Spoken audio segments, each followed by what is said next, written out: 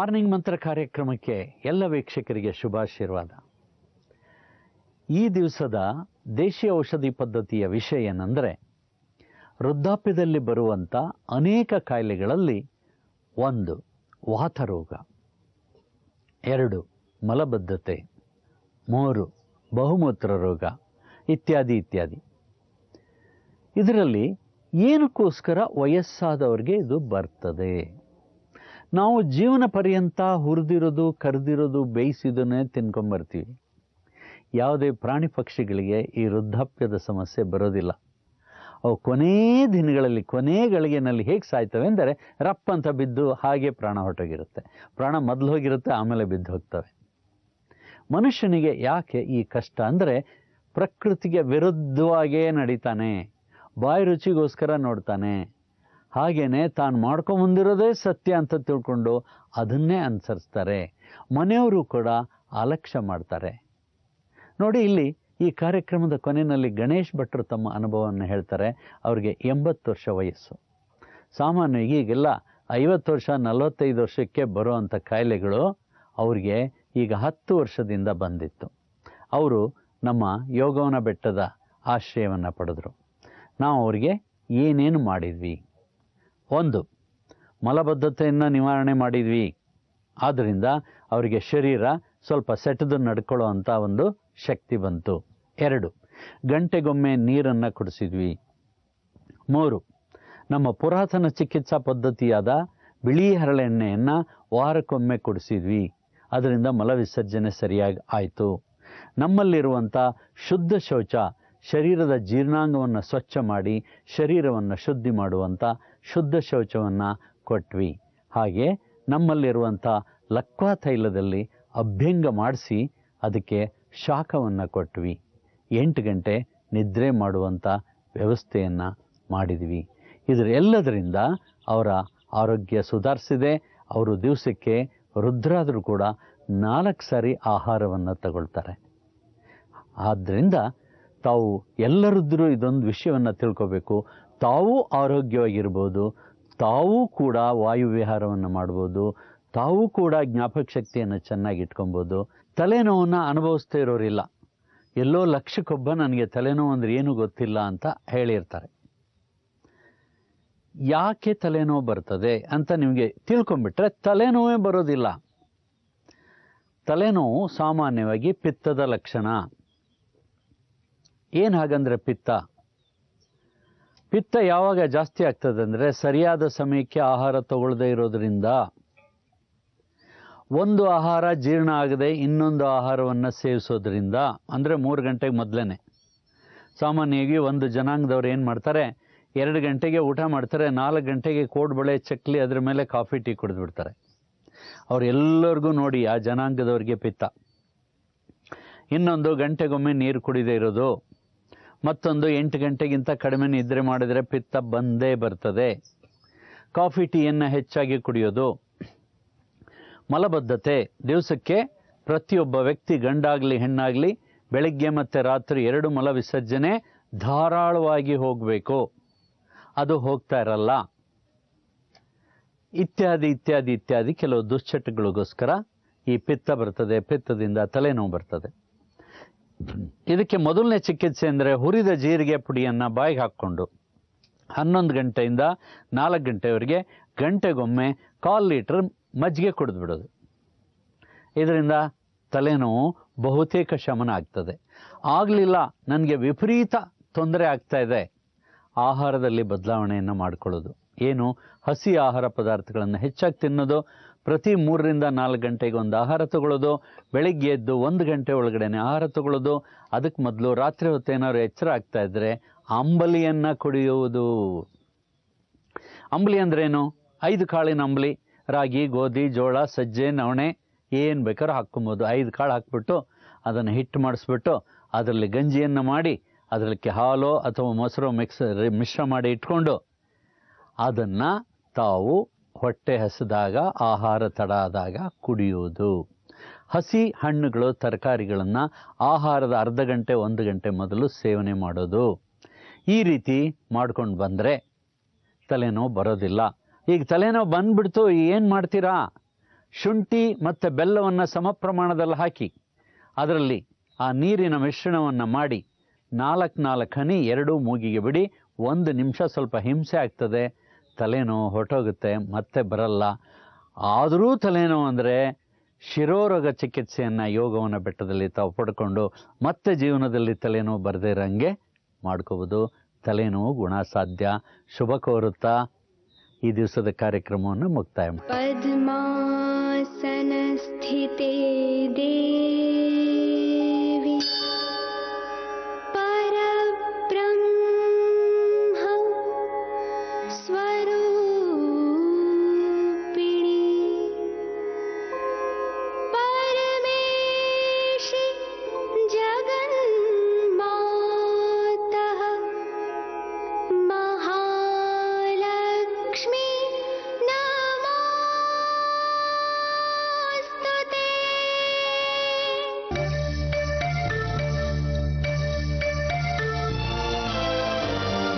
ಎಲ್ಲರಿಗೂ ನನ್ನ ನಮಸ್ಕಾರ.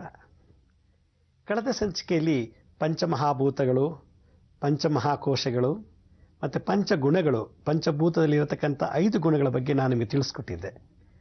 ಇವತ್ತಿನ ಸಂಚಿಕೆಯಲ್ಲಿ ಭಾಳ ವಿಶೇಷವಾಗಿ ಆಸ್ಟ್ರಾಲಜಿ ಬಗ್ಗೆ ಹೇಳಬೇಕು ಅಂತ ಇಷ್ಟಪಡ್ತೀನಿ. ಎಷ್ಟೋ ಜನ ಏನಾದರೂ ತುಂಬ ಕಾಯಿಲೆ ಬಂದಾಗ ಡಾಕ್ಟರ್ ಹತ್ರ ಹೋಗ್ತಾರೆ. ಡಾಕ್ಟರ್ ಹತ್ರ ಹೋದ ಅದು ಕ್ಯೂರ್ ಆಗುತ್ತೋ ಏನೋ ಗೊತ್ತಿಲ್ಲ. ಒಬ್ಬ ಡಾಕ್ಟರ್ ಹತ್ರ ಹೋಗ್ತಾರೆ, ಅವನು ಅನಲೈಸ್ ಮಾಡ್ತಾರೆ, ಅವ್ರದ್ದೇ ಆದಂಥ ಅನುಭವದಲ್ಲಿ ಒಂದೇನೋ ಟಾನಿಕೋ ಮಾತ್ರನೋ ಇಂಜೆಕ್ಷನ್ ಕೊಡ್ತಾರೆ. ಅದು ವಾಸಿ ಆಗಲಿಲ್ಲ ಅಂತೇಳಿ ಈ ಡಾಕ್ಟರ್ ಸರಿ ಇಲ್ಲ ಅಂತ ಅದೇ ಪೇಷಂಟ್ ಇನ್ನೊಬ್ಬರ ಹತ್ರ ಹೋಗ್ತಾನೆ. ಅದೇ ಕಾಯಿಲೆ ಹೋಗಿ ಇನ್ನೊಬ್ಬ ಡಾಕ್ಟರ್ ಹತ್ರ ನೋಡಿದಾಗ ಆ ಡಾಕ್ಟ್ರು ಅದೇ ಕಾಯಿಲೆಗೆ ಇನ್ನೊಂದು ವೆರೈಟಿ ಮೆಡಿಸಿನ್ಸ್ ಬರ್ಕೊಡ್ತಾರೆ. ಅದು ಕ್ಯೂರ್ ಆಗಲಿಲ್ಲ ಅಂದರೆ ಅದೇ ಪೇಷಂಟ್ ಇನ್ನು 3ನೇ ಡಾಕ್ಟರ್ ಹತ್ರಕ್ಕೆ ಹೋಗ್ತಾನೆ. ಆ 3ನೇ ಡಾಕ್ಟ್ರು ಅದೇ ಕಾಯಿಲೆಗೆ ತನ್ನದೇ ಆದಂಥ ಬೇರೆ ಸ್ಟೈಲಲ್ಲಿ ಇನ್ನೊಂದಷ್ಟು ಟಾನಿಕು ಮಾತ್ರೆ ಇಂಜೆಕ್ಷನ್ ಎಲ್ಲ ಕೊಡ್ತಾರೆ. ಇಲ್ಲಿಗೆ ಅರ್ಥ ಏನು? ಒಂದೇ ಕಾಯಿಲೆಗೆ 3 ಜನ ಡಾಕ್ಟ್ರು 3 ಥರ ಮೆಡಿಸಿನ್ಸ್ ಕೊಟ್ಟರು, ಆದರೆ ಕಾಯಿಲೆ ವಾಸಿ ಆಗ್ತಿಲ್ಲ. ಹಾಗಾದರೆ ಮೆಡಿಸಿನ್ ತಪ್ಪ ಅಥವಾ ಕಾಯಿಲೆ ತಪ್ಪ?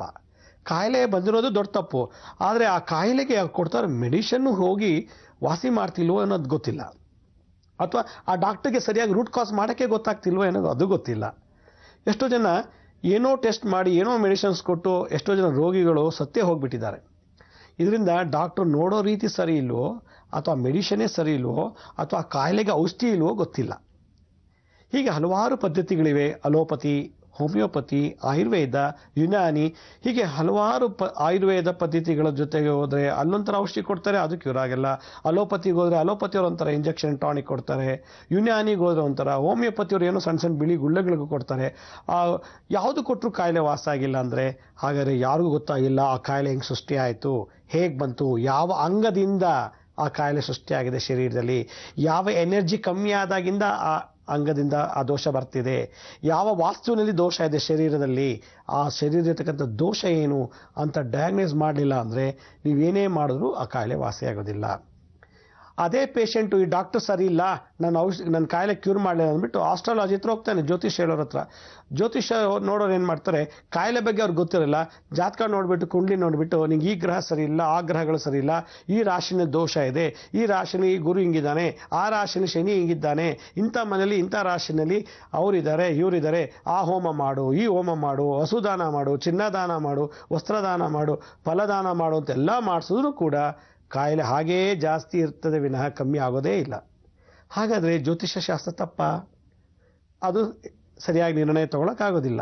ಹಾಗಿದ್ಮೇಲೆ ನಮ್ಮ ಶರೀರದಲ್ಲಿ ಉತ್ಪತ್ತಿ ಆದಂಥ ಕಾಯಿಲೆಗೆ ಡಾಕ್ಟ್ರು, ಜ್ಯೋತಿಷ್ಯ ಅವ್ರ ಹತ್ರ ಹೋಗೋ ಬದಲು ನಮ್ಮಲ್ಲಿರತಕ್ಕಂಥ ಬೆರಳುಗಳನ್ನು ಒಂದು ಸಲ ಅಟೆಂಪ್ಟ್ ಮಾಡ್ಬೋದಾ ಯೂಸ್ ಮಾಡಿ ಕಾಯಿಲೆ ಕ್ಯೂರ್ ಮಾಡಲಿಕ್ಕೆ? ಅಕಸ್ಮಾತ್ ನಮ್ಮ ಬೆರಳಲ್ಲೇ ವಾಸಿ ಆಗಲಿಲ್ಲ, ನಾವು ಬೆರಳುಗಳು ಉಪಯೋಗಿಸ್ಕೊಂಡು ಮುದ್ರೆ ಮಾಡಿ ಅದಕ್ಕೇನಾದ್ರು ಒಂದು ಚಮಕ್ ಮಾಡಿ ಸರ್ಕಸ್ ಮಾಡಿ ಗುಣ ಮಾಡಲಿಕ್ಕೆ ಟ್ರೈ ಮಾಡ್ಲಿಕ್ಕೆ ಆದರೆ ಆದರೂ ಆಗಲಿಲ್ಲ ಅಂದರೆ ಡಾಕ್ಟರ್ ಹತ್ರ ಹೋಗೋಣ, ಆಮೇಲೆ ಜ್ಯೋತಿಷ್ಯ ಶಾಸ್ತ್ರ ಹತ್ರ ಹೋಗೋಣ. ಇವೆರಡೂ ಆಗಲಿಲ್ಲ ಅಂದರೆ ಅವ್ನು ಖಂಡಿತ ಯಾವ ಟ್ರೀಟ್ಮೆಂಟು ಜಗತ್ತಲ್ಲಿಲ್ಲ ಅಂತ ಅರ್ಥ.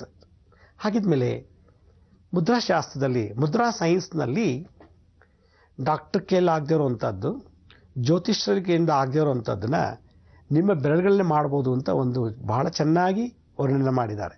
ಏನದು, ಏನು ಒಳ್ಳೇದು ಮಾಡ್ಬೋದು ಅನ್ನೋದಾದರೆ ನಮ್ಮ ಹಸ್ತದಲ್ಲೇ 12 ರಾಶಿಗಳನ್ನು ಹೇಳ್ತಾರೆ. ನಮ್ಮ ಹಸ್ತದಲ್ಲಿ 9 ಗ್ರಹಗಳಿವೆ ಅಂತ ಹೇಳ್ತಾರೆ. ಹಾಗಾದರೆ ಆ 12 ರಾಶಿ ಎಲ್ಲೆಲ್ಲಿವೆ ನಮ್ಮ ಹಸ್ತದಲ್ಲಿ, ಬೆರಳುಗಳಲ್ಲಿ? 9 ಗ್ರಹಗಳು ಯಾವ ಯಾವ ಜಾಗದಲ್ಲಿದೆ ನಮ್ಮ ಹಸ್ತದಲ್ಲಿ ಅಂತ ತಿಳ್ಕೊಳ್ಬೇಕು. ಹಾಗಿದ್ಮೇಲೆ ಆಯಾ ಜಾತಕದ ಕುಂಡಲಿ ಪ್ರಕಾರ ಯಾವ ದಶಾಭುಕ್ತಿ ಏನು ನಡೀತಿದೆ ಜಾತಕದಲ್ಲಿ, ಅಥವಾ ಯಾವ ರಾಶಿಯಲ್ಲಿ ಏನು ಗ್ರಹ ಕೂತಿದೆ, ಯಾವ ರಾಶಿಯಿಂದ ಏನು ದೋಷ ಇದೆ ಅಂತ ನಮ್ಗೆ ಗೊತ್ತಾದರೆ ಅದನ್ನು ನಾವು ತಿಳ್ಕೊಂಡು ನಮ್ಮ ಹಸ್ತದಲ್ಲಿ ಇರತಕ್ಕಂಥ ರಾಶಿಗಳನ್ನ ಗ್ರಹಗಳನ್ನ ಉಪಯೋಗಿಸ್ಕೊಂಡು ಅದು ಸಂಬಂಧಪಟ್ಟಂಥ ಮುದ್ರೆ ಮಾಡಿದ್ರೆ ಆ ಸಂಬಂಧಪಟ್ಟಂಥ ಅಂಗ ಶರೀರದಲ್ಲಿರ್ತಕ್ಕಂಥ ಒಂದು ಪಾರ್ಟ್ಸ್ ಮೇಲೆ ಪ್ರಭಾವ ಬಿದ್ದು ಅದರ ದೋಷವನ್ನು ತೆಗೆಯುತ್ತೆ ಅಂತ ಮುದ್ರಾಶಾಸ್ತ್ರ ಹೇಳುತ್ತೆ. ಏನ್ರಿ ಮುದ್ರೆ ಭಾಳ ಈಸಿಯಾಗಿ ವಾಸ ಮಾಡಿಬಿಡುತ್ತೆ, ಅದು ಹೆಂಗ್ರೆ ಆಗಿಬಿಡುತ್ತೆ? ಮಾತ್ರೆ ಟಾಣಿಕ್ ಇಂಜೆಕ್ಷನ್ಗೆ ಹೋಗ್ತಿರೋದು ಸುಮ್ಮನೆ ಹಿಡ್ಕೊಂಡು ಕೂತ್ಕೊಂಡ್ಬಿಟ್ರೆ ವಾಸಿ ಆಗಿಬಿಡುತ್ತಾ ಅಂತ ಎಷ್ಟೋ ಜನ ಪ್ರಶ್ನೆ ಕೇಳ್ತಾರೆ. ನಿಜವಾಗ್ಲೂ ಇದೊಂದು ದೊಡ್ಡ ಪವಾಡನೆ.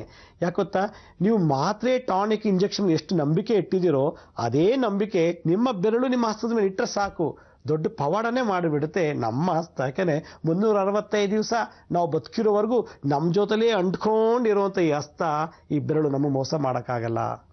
ನಮ್ಮ ಹೆಂಡತಿ ಮೋಸ ಮಾಡ್ಬೋದು, ನಮ್ಮ ಗಂಡ ಮೋಸ ಮಾಡ್ಬೋದು, ನಮ್ಮ ಮಕ್ಕಳು ಮೋಸ ಮಾಡ್ಬೋದು. ನಮ್ಮ ಶರೀರದಲ್ಲೇ ತಾಯಿ ಗರ್ಭದಿಂದ ಸಾಯೋ ತನಕ ಜೊತೆಲಿರೋ ಈ ಬೆರಳು ಹಸ್ತ ಖಂಡಿತ ನಮಗೆ ದ್ರೋಹ ಮಾಡಲ್ಲ.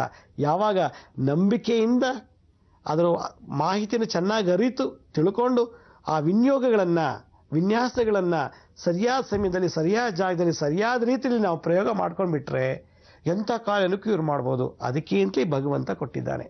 ಅದಕ್ಕೆ ನಾವು ನಮ್ಮ ಹಸ್ತದಲ್ಲೇ ಗ್ರಹಗಳು ಮತ್ತು ನಮ್ಮ ಹಸ್ತದಲ್ಲೇ ಇರತಕ್ಕಂಥ 12 ದ್ವಾದಶ ರಾಶಿಗಳನ್ನು ಫಸ್ಟ್ ನಾವು ತಿಳ್ಕೊಳ್ಬೇಕು. ಇದನ್ನು ಅರಿದೇ ಹೋದರೆ ಈ ಜನ್ಮ ಸಾರ್ಥಕನೇ ಆಗೋದಿಲ್ಲ. ಮನುಷ್ಯ ಹುಡೋದು ದೊಡ್ಡದಲ್ಲ, ಹುಟ್ಟಿದ ಮೇಲೆ ತನ್ನನ್ನು ತಾನು ಅರಿಯೋದೇ ಒಂದು ದೊಡ್ಡ ಮಹಾ ಸಾಧನೆ. ಕೆಲವು ದೊಡ್ಡ ಹಣ ಸಂಪಾದನೆ ಮಾಡ್ತಾರೆ, ಕೋಟಿಗಟ್ಟಲೆ ದುಡ್ಡು ಇಡ್ತಾರೆ ಬ್ಯಾಂಕಲ್ಲಿ, ಮನೆಯಲ್ಲಿ ಎಕರೆಗಟ್ಟಲೆ ಆಸ್ತಿ ಸಂಪಾದನೆ ಮಾಡ್ತಾರೆ, ಜಮೀನಂತೆ ಸೆಟ್ ಅಂತೆ.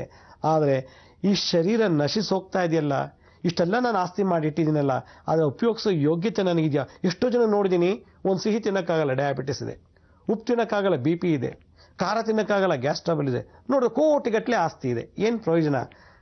ದುಡ್ಡು ನಮ್ಮ ಕಾಯಿಲೆ ಕ್ಯೂರ್ ಮಾಡಲ್ಲ, ಆಸ್ತಿ ನಮಗೆ ಯಾವುದೇ ಸುಖಕ್ಕೆ ದಯ ಪಾಲಿಸೋದಿಲ್ಲ. ಆದರೆ ಈ ಬೆರಳು ಹಸ್ತ ಇದೆಯಲ್ಲ, ನಮ್ಮ ಸುಖಕ್ಕೆ ಸ್ಪಂದಿಸುತ್ತೆ. ಆ ಸ್ಪಂದನಾ ಶಕ್ತಿ ಇದರಲ್ಲಿದೆ. ಆ ಎಲೆಕ್ಟ್ರೋಮ್ಯಾಗ್ನೆಟಿಕ್ ಎನರ್ಜಿ ಬೆರಳಲ್ಲಿ ಹಸ್ತದಲ್ಲಿದೆ. ಅದಕ್ಕೆ ವೇವ್ ಎನರ್ಜಿ ಅಂತ ಮುದ್ರಾಶಾಸ್ತ್ರ ಹೇಳ್ತಾರೆ. ಆ ಎನರ್ಜಿ ಎಲ್ಲಿಂದ ಉತ್ಪತ್ತಿ ಆಗುತ್ತೆ ಅಂದರೆ ನಮ್ಮ ಬೆರಳುಗಳಿಂದ, ಅಂಗೈಯಿಂದ. ಈ ಮೆಡಿಕಲ್ ಸೈನ್ಸಲ್ಲಿ ಇದಕ್ಕೆ ಸೈನಸ್ ಅಂತ ಹೇಳ್ತಾರೆ. ಸೈನಸ್ ಅಂದರೆ ಈ ತುದಿ ಭಾಗದಿಂದ ನಮ್ಗೆ ಅರಿವಿಲ್ದಂಗೆ ಯಾವಾಗಲೂ ಎಲೆಕ್ಟ್ರೋಮ್ಯಾಗ್ನೆಟಿಕ್ ಎನರ್ಜಿ ಡಿಸ್ಚಾರ್ಜ್ ಆಗ್ತಾ ಇರ್ತದೆ. ಯಾವಾಗ ಎಲೆಕ್ಟ್ರೋಮ್ಯಾಗ್ನೆಟಿಕ್ ಎನರ್ಜಿ ಕಾಲು ಬೆರಳುಗಳಿಂದ, ಕೈ ಬೆರಳುಗಳಿಂದ ಎನರ್ಜಿ ಡಿಸ್ಪ್ಲೇ ಆಗ್ತಿರ್ತದೋ ಅದನ್ನು ಮತ್ತೆ ರೀಲಾಕ್ ಮಾಡೋದು, ವಾಪಸ್ ಅದೇ ಎನರ್ಜಿ ತಂದು ಯಾವ ಭಾಗದಿಂದ ಆ ಎನರ್ಜಿ ಉತ್ಪತ್ತಿ ಆಯಿತೋ ಅದೇ ಜಾಗಕ್ಕೆ ವಾಪಸ್ ಕಳಿಸಿದ್ರೆ ಆ ಜಾಗದಲ್ಲಿರತಕ್ಕಂಥ ದೋಷ ನಿವಾರಣೆ ಆಗುತ್ತೆ. ಅದೇ ಮುದ್ರೆಯಲ್ಲಿರೋ ಒಂದು ಮಹಾ ಸೀಕ್ರೆಟ್. ಆದ್ದರಿಂದ ಈ ನಮ್ಮ ಹಸ್ತದಲ್ಲಿ 9 ಗ್ರಹಗಳು, ಆ ಸ್ಥಾನ, 12 ರಾಶಿಗಳ ಮನೆಗಳನ್ನು ನಾನು ನಿಮಗೆ ತೋರಿಸ್ಕೊಡ್ತೀನಿ. ಅದಕ್ಕೂ ಮುಂಚೆ ಈ ದ್ವಾದಶ ರಾಶಿಗಳು ಮನುಷ್ಯನ ಶರೀರದ ಮೇಲೆ ಯಾವ್ಯಾವ ರೀತಿಯಲ್ಲಿ ಪರಿಣಾಮ ಬೀರುತ್ತೆ. ಉದಾಹರಣೆಗೆ ಮೇಷರಾಶಿ ಅಂದ ತಕ್ಷಣ ನಮ್ಮ ಈ ಶರೀರದ ಪೂರ್ತಿ ಕಂಠ ಪ್ರದೇಶದಿಂದ ಇಲ್ಲಿಂದ ಈ ಭಾಗ ಎಲ್ಲ ಕಂಟ್ರೋಲ್ ಮಾಡುತ್ತೆ ಮೇಷರಾಶಿ. ಮೇಷ ಅಂದರೆ ಕಣ್ಣು, ಮೂಗು, ಬಾಯಿ, ತಲೆ, ಮೆದುಳು. ಮೇಷರಾಶಿ ಬೇಕಾದಂಥ ಅಂಗಗಳು ಇದಿಷ್ಟು ಪೋರ್ಷನ್. ಹಾಗಾದರೆ ಮೇಷ, ವೃಷಭ, ಮಿಥುನ ಇದೆಲ್ಲ 12 ರಾಶಿಗಳು ತಲೆಯಿಂದ ಹಿಡಿದು ಕಾಲು ಅಂಗುಷ್ಟದವರೆಗೂ ಇದನ್ನು ಕಂಟ್ರೋಲ್ ಮಾಡುತ್ತೆ. ಈ 12 ರಾಶಿಗಳು ಹೇಗೆ ಪಂಚಭೂತಗಳು ಗ್ರಹಗಳಿಂದ ಸೃಷ್ಟಿಯಾಗಿದೆಯೋ ಹಾಗೆ ಈ 9 ಗ್ರಹಗಳು 9 ಸಿಸ್ಟಮ್ಸ್ ಮೇಲೆ ಮಾನವನ ಶರೀರದ ಮೇಲೆ ಪ್ರಭಾವ ಬೀರುತ್ತೆ.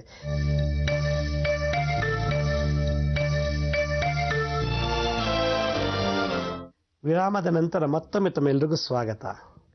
ನಾನು ಈಗಾಗಲೇ ಹೇಳಿದಾಗೆ ನಮ್ಮ ಹಸ್ತದಲ್ಲೇ 9 ಗ್ರಹಗಳಿವೆ ಅಂತ.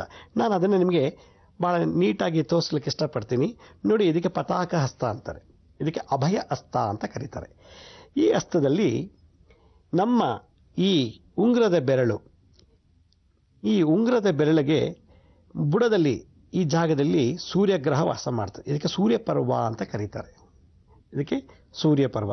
ಸೂರ್ಯ ಅದಕ್ಕೆ ಆಪೋಸಿಟ್ ಡೈರೆಕ್ಷನಲ್ಲಿ ಚಂದ್ರ ವಾಸ ಮಾಡ್ತಾರೆ. ಇದಿಷ್ಟಕ್ಕೆ ಚಂದ್ರ ಅಂತ ಕರೀತಾರೆ. ಇದು ಚಂದ್ರಗ್ರಹ ವಾಸ ಮಾಡೋದು. ಚಂದ್ರನಿಗೆ ಸಂಬಂಧಪಟ್ಟಂಥ ಏನೇ ಇದ್ರೂ ಅಂಗೈ ಈ ಭಾಗ ಕಂಟ್ರೋಲ್ ಮಾಡುತ್ತೆ. ಈ ಉದಾಹರಣೆಗೆ ಶರೀರದಲ್ಲಿ ಕೀವು ಅಂದ್ರೇನು? ಪಸ್ ಅಂತ ಇಂಗ್ಲೀಷ್ ಹೇಳ್ತಾರೆ. ಅದು ಬಿಳಿ ವರ್ಣದಲ್ಲಿ ಇರ್ತದೆ, ಅಂದರೆ ಶ್ವೇತವರ್ಣ ಇರುತ್ತೆ. ಅದನ್ನೆಲ್ಲ ಸೂಚನೆ ಮಾಡೋದು ಈ ಜಾಗದಲ್ಲಿ. ಇದಕ್ಕೆ ಚಂದ್ರಗ್ರಹ, ಇದು ಸೂರ್ಯಗ್ರಹ. ಈ ಮಧ್ಯಭಾಗದಲ್ಲಿರತಕ್ಕಂಥ ಜಾಗವೇ ಮಂಗಳ ಗ್ರಹ ಅಂತ ಹೇಳ್ತಾರೆ. ಈ ಜಾಗಕ್ಕೆ ಮಂಗಳ ಗ್ರಹ. ಸೂರ್ಯ, ಚಂದ್ರ, ಮಂಗಳ ಈ ಕಿರು ಬೆರಳಿನ ಬುಡಭಾಗದಲ್ಲಿರೋದಕ್ಕೆ ಬುಧ ಪರ್ವ ಅಂತಾರೆ. ಬುಧ ಗ್ರಹ ವಾಸ ಮಾಡುವಂಥ ಸ್ಥಳ ಇದು ಬುಧ. ಈ ತೋರು ಬೆರಳು ಅಂಗುಷ್ಟದ ಪಕ್ಕದಲ್ಲಿರತಕ್ಕಂಥ ಹೆಬ್ಬೆಟ್ಟಿನ ಪಕ್ಕದಲ್ಲಿ ಬೆರಳಿನ ಬುಡಭಾಗದಲ್ಲಿ ಗುರು ವಾಸ ಮಾಡ್ತಾರೆ. ಇದಕ್ಕೆ ಗುರುಗ್ರಹ ಅಂತಾರೆ ಇದಕ್ಕೆ. ಸೊ ಗುರುವಿನ ವಾಸಸ್ಥಳ, ಬುಧನ ವಾಸಸ್ಥಳ, ಸೂರ್ಯನ ವಾಸಸ್ಥಳ, ಮಂಗಳ ವಾಸಸ್ಥಳ, ಚಂದ್ರನ ವಾಸಸ್ಥಳ, ಇದು ಶನಿಗ್ರಹ. ಈ ಜಾಗದಲ್ಲಿ ಶನಿ ಅಂದರೆ ಈ ಮಧ್ಯದ ಬೆರಳಿನ ಅಧಿಪತಿ ಶನಿಗ್ರಹ. ಈ ಮಧ್ಯದ ಬೆರಳು ಮಧ್ಯಮ ಅಂತಾರೆ. ಈ ಜಾಗಕ್ಕೆ ಶನಿ ಅಧಿಪತಿ, ಇಲ್ಲಿ ಶನಿಗ್ರಹ ವಾಸ ಮಾಡ್ತಾರೆ. ಮತ್ತೆ ಈ ಜಾಗದಲ್ಲಿ ಹೆಬ್ಬೆಟ್ಟಿನ ಬುಡಭಾಗಕ್ಕೆ, ಈ ಬುಡಭಾಗದಲ್ಲಿ ಶುಕ್ರಗ್ರಹ ವಾಸ ಮಾಡ್ತಾರೆ. ಈ ಬುಡಭಾಗವೇ ಶುಕ್ರ. ಇದಕ್ಕೆ ಶುಕ್ರದ ಬೆರಳು, ಗುರುವಿನ ಬೆರಳು, ಶನಿಗ್ರಹದ ಬೆರಳು, ಮತ್ತು ಸೂರ್ಯಗ್ರಹದ ಬೆರಳು, ಬುಧಗ್ರಹದ ಬೆರಳು, ಇಲ್ಲಿ ಮಂಗಳ ಮತ್ತು ಚಂದ್ರ. ಇದಕ್ಕೆ ರಾಹು, ಈ ಜಾಗದಲ್ಲಿ ಈ ಪೋರ್ಷನ್ಗೆ ರಾಹು ಅಂತಾರೆ. ಇಷ್ಟು ಪೋರ್ಷನಲ್ಲಿ ರಾಹು ಗ್ರಹ ವಾಸ ಮಾಡ್ತಾರೆ. ಯಾರಿಗೆ ಮಕ್ಕಳಾಗೋದಿಲ್ವೋ, ಮದುವೆ ಆಗೋದಿಲ್ವೋ ಅಂಥದ್ನೆಲ್ಲ ಜ್ಯೋತಿಷ್ಯ ಶಾಸ್ತ್ರದಲ್ಲಿ ಈ ಜಾಗ ಕಂಟ್ರೋಲ್ ಮಾಡುತ್ತೆ. ಮತ್ತು ಕೇತು ಗ್ರಹ, ಇದು ಹಾವಿನ ತಲೆಭಾಗ, ಹಾವಿನ ಬಾಲ, ಇದು ಕೇತು ಗ್ರಹ. ಅಂದರೆ ರಾಹು ಕೇತು ಅಂದರೆ ಬುಧ ಚಂದ್ರರ ಮಧ್ಯಭಾಗದಲ್ಲಿರೋದರೆ ಕೇತು, ಗುರು ಶುಕ್ರರ ಮಧ್ಯಭಾಗದಲ್ಲಿದ್ದಾರೆ ರಾಹು. ಸೊ ಸೂರ್ಯಾಯ ಚಂದ್ರಾಯ ಮಂಗಳಾಯ ಬುಧಾಯ ಚ ಗುರು ಶುಕ್ರ ಶನಿವೆಶ್ಚ ರಾಹು ಕೇತುವೇ ನಮಃ ಅಂತ ಮುದ್ರಾಶಾಸ್ತ್ರದಲ್ಲಿ ಈ ನವಗ್ರಹಗಳಿಗೆ ಸ್ಥಾನ ಕೊಟ್ಟಿದ್ದಾರೆ. ಎರಡು ಹಸ್ತದಲ್ಲೂ ಕೂಡ 9 ಗ್ರಹಗಳು ನಮ್ಮಲ್ಲಿದೆ. ಆದ್ದರಿಂದ ನವಗ್ರಹಗಳಿಗೆ ಸಂಬಂಧಪಟ್ಟಂತೆ ಏನೇ ದೋಷಗಳಿದ್ರು ಕೂಡ ನಾವು ಮುದ್ರೆಗಳನ್ನು ಮಾಡಿದಾಗ ಆಯಾ ಬೆರಳು ಆಯಾ ಪರ್ವಗಳ ಮೇಲೆ, ಆಯಾ ವಾಸ್ತುಗಳ ಮೇಲೆ ಟಚ್ ಮಾಡಿದಾಗ ಆಯಾ ಗ್ರಹಗಳಿಂದ ಆಗುವಂಥ ತೊಂದರೆಗಳು ಅಥವಾ ಅದರಿಂದ ಆಗುವಂಥ ಒಳ್ಳೆಯ ಫಲಗಳನ್ನು ಮುದ್ರೆ ನಮ್ಮ ಶರೀರಕ್ಕೆ ಕಳಿಸ್ಕೊಡ್ತಾ ಇರ್ತದೆ, ಮಾನಸಿಕವಾಗಿ ದೈಹಿಕವಾಗಿ. ರಾಶಿಗಳು ಹೇಗಿದೆ ಅಂದರೆ ಮೇಷರಾಶಿ ಇಲ್ಲಿಂದ ಅಂದರೆ ಕೇತು, ಮೇಷೋ ಋಷುಭಶ್ಚ, ಮೇಷ ಇದು ಮೇಷರಾಶಿ, ಇದು ಮೇಷ, ಈ ಜಾಗದಲ್ಲಿ ಮೇಷ, ಇದು ಬುಧ ಮತ್ತು ಚಂದ್ರರ ಮಧ್ಯಭಾಗದಲ್ಲಿ ಮೇಷ, ಇದು ಕೇತು ಗ್ರಹಸ್ಥಾನ, ಅಲ್ಲೇ ಮೇಷ ಇರೋದು. ಮೇಷ, ಋಷುಭ, ಮಿಥುನ ಇಲ್ಲಿದೆ ನೋಡಿ, ಈ ಬೆರಳು ಮಿಥುನ ರಾಶಿ. ಕಿರು ಬೆರಳಿನ 2ನೇ ಪರ್ವದಲ್ಲಿ ಮಿಥುನ.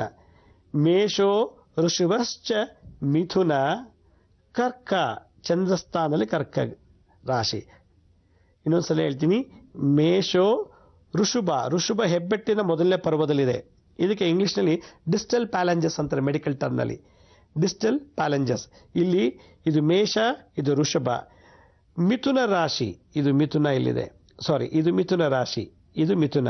ಮೇಷೋ ಋಷಭಶ್ಚ ಮಿಥುನ, ಕರ್ಕ ಇದು ಕರ್ಕ. ಸಿಂಹ ಇಲ್ಲಿದೆ ನೋಡಿ, ಇದು ಮಧ್ಯದ ಬೆರಳು ಸಿಂಹ, ಸೂರ್ಯಗ್ರಹದ ಮೇಲ್ಭಾಗ ಸಿಂಹ ರಾಶಿ. ಮೇಷೋ ಋಷಭಶ್ಚ ಮಿಥುನ, ಕರ್ಕ, ಸಿಂಹಶ್ಚ ಕನ್ಯಾ. ಕನ್ಯಾ ಈ ಜಾಗದಲ್ಲಿದೆ, ಇದು ಕನ್ಯಾ ರಾಶಿ. ಇನ್ನೊಂದ್ಸಲ, ಮೇಷೋ ಋಷಭಶ್ಚ ಮಿಥುನ, ಕರ್ಕ, ಸಿಂಹಶ್ಚ ಕನ್ಯನ. ತುಲಾ ರಾಶಿ ಇಲ್ಲಿದೆ ನೋಡಿ, ರಾಹು ಸ್ಥಳ, ರಾಹು ತುಲಾ ರಾಶಿ. ಇದು ಅಂದರೆ ಮಂಗಳ, ರಾಹು ಕೇತು ಅಂದರೆ ಕುಜ, ಮಂಗಳ ಅಂತಾನೆ ರಾಹು. ಇದು ಪೂರ್ತಿ ಮಂಗಳ ಪರ್ವ, ಇದಿಷ್ಟಕ್ಕೂ ಮಂಗಳ ಅಂತಾರೆ. ಮಧ್ಯ ಮಂಗಳ, ಉಚ್ಚ ನೀಚ ಮಂಗಳ ಅಂತ, ಇದಿಷ್ಟಕ್ಕೆ ಮಂಗಳ ಗ್ರಹ ಅಂತಾರೆ. ಆ ಮಂಗಳ ಗ್ರಹ 3 ಭಾಗ ಮಾಡಿದಾಗ ಮಧ್ಯ ಮಂಗಳ, ರಾಹು ಕೇತು ಅಂತ. ಸೊ ಮೇಷೋ ಋಷಭಶ್ಚ ಮಿಥುನ, ಕರ್ಕ, ಸಿಂಹಶ್ಚ ಕನ್ಯನ, ತುಲಾಶ್ಚ ವೃಶ್ಚಿಕ ರಾಶಿ, ಇದು ವೃಶ್ಚಿಕ ರಾಶಿ. ತುಲಾ ರಾಶಿ, ವೃಶ್ಚಿಕ ರಾಶಿ. ಧನುರ್ ಈ ಬೆರಳಲ್ಲಿ ಗುರುಗ್ರಹದ 2ನೇ ಪರ್ವದಲ್ಲಿ ಧನುರ್. ಮಕರ ಶನಿ ಅಧಿಪತಿ, ಮಕರ, ಕುಂಭ ರಾಶಿ ಮತ್ತು ಮೀನ ರಾಶಿ. ಮೇಷೋ ಋಷಭಶ್ಚ ಮಿಥುನ, ಕರ್ಕ, ಸಿಂಹಶ್ಚ ಕನ್ಯನ, ತುಲಾಶ್ಚ ವೃಶ್ಚಿಕಶ್ಚೈವ ಧನುರ್ ಮಕರ ಕುಂಭ ಮೀನ. ಇದು ಧನುರ್, ಮಕರ, ಕುಂಭ, ಮೀನ. ಈ ಮಕರ ಕುಂಭ ಮಾತ್ರ ಶನಿ ಅಧಿಪತಿ. ಇನ್ನೊಂದ್ಸಲ ಕೊನೆಯಲ್ಲಿ ಹೇಳ್ತೀನಿ, ಮೇಷೋ ಋಷಭಶ್ಚ ಮಿಥುನ, ಕರ್ಕ, ಸಿಂಹಶ್ಚ ಕನ್ಯಾ, ತುಲಾಸ್ ವೃಶ್ಚಿಕಶ್ಚೈವ ಧನುರ್ ಮಕರ ಕುಂಭ ಮೀನ. ರಾಶಿ ಮೀನರಾಶಿ, ಮಕರ ಕುಂಭರಾಶಿ. ಹೀಗೆ ಈ 12 ದ್ವಾದಶ ರಾಶಿಗಳು ನಮ್ಮ ಶರೀರದಲ್ಲಿ ಬೆರಳುಗಳು ಮತ್ತು ಅಂಗೈಲಿದೆ. ಸೊ ರಾಶಿಗಳೆಲ್ಲ ಈ ಪರ್ವಗಳು. ಇದಕ್ಕೆ ಡಿಸ್ಟಲ್ ಪ್ಯಾಲೆಂಜಸ್ ಅಂತಾರೆ ಮೆಡಿಕಲ್ ಟರ್ಮಲ್ಲಿ, ಮಿಡಲ್ ಪ್ಯಾಲೆಂಜಸ್, ಪ್ರಾಕ್ಸಿಮಲ್ ಪ್ಯಾಲೆಂಜಸ್. ಇಲ್ಲಿ ಮಿಡಲ್ ಪ್ಯಾಲೆಂಜಸ್ ಅಲ್ಲಿ ಶನಿ ಮಕರ ಕುಂಭರಾಶಿ, ಧನುರ್ ಮೀನರಾಶಿ ಗುರುಗ್ರಹಕ್ಕೆ. ಮಿಡಲ್ ಪ್ಯಾಲೆಂಜಸ್ ಅಲ್ಲಿ ಧನುರ್ ಮತ್ತೆ ಪ್ರಾಕ್ಸಿಮಲ್ ಪ್ಯಾಲೆಂಜಸ್ ಅಲ್ಲಿ ಮೀನರಾಶಿ. ಹಾಗೆ ಇದರಲ್ಲೂ ಕೂಡ ಮಿಥುನ ಕನ್ಯಾ, ಮಿಡಲ್ ಪ್ಯಾಲೆಂಜಸ್ ಅಲ್ಲಿ ಮಿಥುನ ಇದೆ, ಇಲ್ಲಿ ಕನ್ಯಾ ರಾಶಿ ಇದೆ. ಹೀಗೆ ಒಂದೊಂದು ರಾಶಿಗಳನ್ನ ನಾವು ಟಚ್ ಮಾಡ್ಕೊಂಡು ಮುದ್ರೆ ಮಾಡ್ತಾ ಬಂದರೆ ಆಯಾ ರಾಶಿಗಳಲ್ಲಿ ಒಂದಂಥ ಅಂಗಾಂಗಗಳು, ನರನಾಡಿಗಳು ನಮ್ಮ ಶರೀರದ ಮೇಲೆ ಒಳ್ಳೆ ಪ್ರಭಾವವನ್ನು ಬೀರುತ್ತೆ. ಅಲ್ಲಿರ್ತಕ್ಕಂಥ ನೆಗೆಟಿವ್ ವೈಬ್ರೇಷನ್, ಆ ನೆಗೆಟಿವ್ ವೈಬ್ರೇಷನ್ ನಾವು ಕಾಯಿಲೆ ಅಂತ ಹೇಳ್ತೀವಿ. ಅದರಿಂದ ನಾವು ಯಾವ್ಯಾವ ಬೆರಳಿಗೆ ನೋಡಿ, ಈ ಶುಕ್ರ ಗ್ರಹದಿಂದ ಈ ಕನ್ಯಾ ರಾಶಿ ಟಚ್ ಮಾಡಿದ್ರೆ ಕನ್ಯಾ ರಾಶಿ ಇರತಕ್ಕಂಥ ದೋಷ ಇರುವಂಥ ಅಂಗ ರಿಪೇರಿ ಆಗುತ್ತೆ ಆಟೋಮೆಟಿಕ್ ಆಗಿ. ಆವಾಗ ಈ ದ್ವಾದಶ ರಾಶಿಗಳಿಂದ ಮಹತ್ಕರವಾದಂಥ ಎನರ್ಜಿ ಶರೀರದೊಳಗೆ ಉತ್ಪತ್ತಿಯಾಗಿ ಅಲ್ಲೇ ಉತ್ಪತ್ತಿಯಾದಂಥ ಎನರ್ಜಿ, ಆ ಎಲೆಕ್ಟ್ರೋಮ್ಯಾಗ್ನೆಟಿಕ್ ಎನರ್ಜಿ ಅಲ್ಲೇ ಸರಿಯಾದ ಸಕಾಲಕ್ಕೆ ಯೂಸ್ ಮಾಡಿ ಅಲ್ಲಿರ್ತಕ್ಕಂಥ ನೆಗೆಟಿವ್ ವೈಬ್ರೇಷನ್ ಸಕ್ ಮಾಡಿ ಮಲ ಮೂತ್ರ ಆಕಳಿಕೆ ನಿದ್ದೆಯಿಂದ ತೆಗೆದಾಕ್ಬಿಡುತ್ತೆ. ಸೊ ಇದೇ ರೀತಿ ನಾನು ಮುಂದಿನ ಸಂಚಿಕೆಯಲ್ಲಿ ಮತ್ತೊಂದು ವಿಶೇಷವಾದ ಮಾಹಿತಿಯೊಂದಿಗೆ ತಮ್ಮನ್ನು ಭೇಟಿ ಮಾಡ್ತೀನಿ. ಅಲ್ಲಿವರೆಗೂ ನನ್ನ ನಮಸ್ಕಾರ. ಸಾಯಿರಾಮ್.